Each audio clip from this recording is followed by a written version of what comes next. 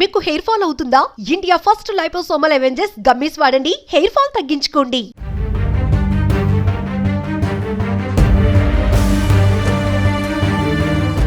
ప్రయాగ్రాజ్లో జరుగుతున్న మహాకుంభమేళలో మౌని అమావాస్య సందర్భంగా జరిగిన తొక్కిసలాట ఘటనను దృష్టిలో ఉంచుకొని ఈసారి ప్రత్యేక ఏర్పాట్లు చేస్తోంది ఉత్తరప్రదేశ్ ప్రభుత్వం. ఇందుకు చేయాల్సిన సన్నాహాలు, ట్రాఫిక్ నియంత్రణ, మార్గదర్శకాలపై సీఎం యోగి ఆదిత్యనాథ్ సమావేశం ఏర్పాటు చేశారు. అసలు మాఘ పౌర్ణిమ అంటే ఏమిటి? ఏంటి దీని స్పెషల్? మాఘ పౌర్ణిమ రోజు మహాకుంభమేళలో పవిత్ర స్నానం చేస్తే ఏమవుతుంది? కుంభమేళకు వెళ్ళలేని వాళ్ళు ఎలా చేయాలి?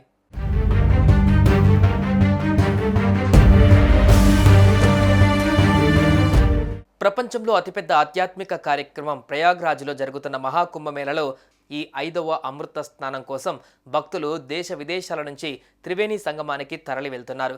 దీనితో ప్రయాగ్రాజ్ చుట్టుపట్ల 2 రోజుల ముందు నుంచే వేల కిలోమీటర్ల మేర వాహనాలు బారులు తీరాయి. ట్రాఫిక్ జామ్ కావడంతో ఎటు వెళ్లలేని పరిస్థితిలో ప్రయాణికులు గంటల తరబడి వేచి చూడాల్సిన పరిస్థితి. అమృత స్నానం మరీ ప్రత్యేకం కాబట్టి రద్దీ మరింత పెరిగే అవకాశం ఉంది. మౌని అమావాస్య సందర్భంగా జరిగిన తొక్కిసలాట ఘటనను దృష్టిలో ఉంచుకొని ఈసారి ప్రత్యేక ఏర్పాట్లు చేస్తుంది ఉత్తరప్రదేశ్ ప్రభుత్వం. ఈసారి అలాంటి ప్రమాదాలకు తావు లేకుండా భక్తుల భద్రత కోసం తగిన సన్నాహాలు చేస్తుంది. ఈ విషయమై సీఎం యోగి ఆదిత్యనాథ్ అధికారులకు దిశానిర్దేశం చేశారు.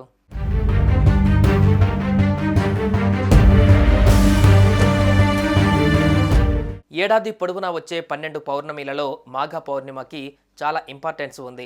ఈరోజు విష్ణువుకు మహాలక్ష్మీదేవికి అంకితం చేయబడిందని పురాణాలు చెబుతాయి. ఈ రోజున పవిత్ర నదులలో స్నానాలు, దాన ధర్మాలు, ఆరాధనలు చేస్తే మంచిది. సూర్యుడు మకర రాశిలో, బృహస్పతి వృషభ రాశిలో ఉన్నప్పుడు అమృత స్నానం ఏర్పడుతుందని జ్యోతిష్యులు తెలిపారు. ఈసారి ఫిబ్రవరి 12న సూర్యుడు కుంభరాశిలో ఉంటాడు కాబట్టి ఈసారి సాధారణ స్నానం మాత్రమే ఉంటుంది.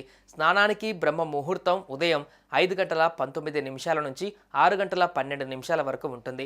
సాయంత్రం 5:55 నుంచి 7:35 వరకు అమృత కాలం ఉంటుంది. ఈ రోజున సూర్యోదయానికి ముందే పవిత్ర నదులలో స్నానం చేస్తే పాపాలు నశించి మోక్షం కలుగుతుందని నమ్ముతారు.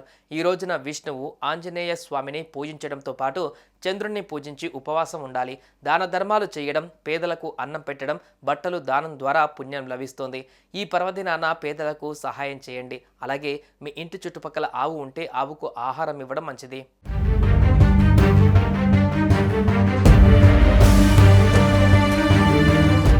మాఘ పౌర్ణమి రోజున మద్య, మాంసముకు దూరంగా ఉండాలి. ఎట్టి పరిస్థితుల్లో జీవహింస చేయరాదు. ఇనప వస్తువులు, నల్లని బట్టలు, వెండి, పాలు, ఉప్పు, సూదులు, కత్తెరలు వంటి పదునైన వస్తువులు బయటకు ఇవ్వకూడదు. ఇలా చేయడం వల్ల శని, చంద్రదోషాలు వస్తాయని చెప్తారు. వీలైతే వంటకాలలో ఉల్లి, వెల్లుల్లిని తీసుకోకుండా ఉండాలి.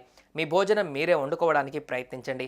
ఇక ఇతరులను మోసగించడం, దూషించడం, శారీరకంగా మాటలతో గాని హింసించడం వంటివి చేయకూడదు. ఇతరులను అకారణంగా నిందించకూడదు. నల్ల దుస్తువులు ధరించకూడదు.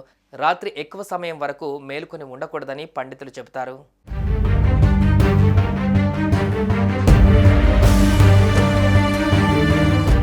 సుమన్ టీవీలో మీ పర్సనల్ అండ్ బిజినెస్ ప్రమోషన్స్ కోసం కింది నెంబర్కి కాంటాక్ట్ చేయండి.